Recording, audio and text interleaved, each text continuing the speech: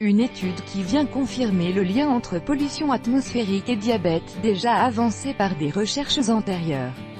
Un nouveau cas de diabète sur 7 est aujourd'hui dû à la pollution de l'air, ont estimé des chercheurs dans une étude publiée samedi. La pollution a contribué à 3,2 millions de nouveaux cas de diabète dans le monde en 2016, ce qui représente environ 14% des nouveaux cas, ont écrit les auteurs, de la faculté de médecine Washington à Saint-Louis, États-Unis. On pense que la pollution réduit la production d'insuline et provoque des inflammations, empêchant le corps de convertir le glucose du sang en énergie, ont résumé les chercheurs, qui publient l'étude dans la revue The Lancet Planetary Health. Fracture des membres inférieurs. L'estimation de 14% est issue de données médicales de 1,7 million d'anciens combattants américains, suivis sur une durée médiane de 8 ans et demi. Tous au départ avaient été choisis parce qu'ils n'avaient pas de diabète. Les chercheurs ont bâti un modèle statistique pour voir dans quelle mesure la pollution de l'air dans leur lieu de résidence pouvait expliquer qu'ils devenaient diabétiques.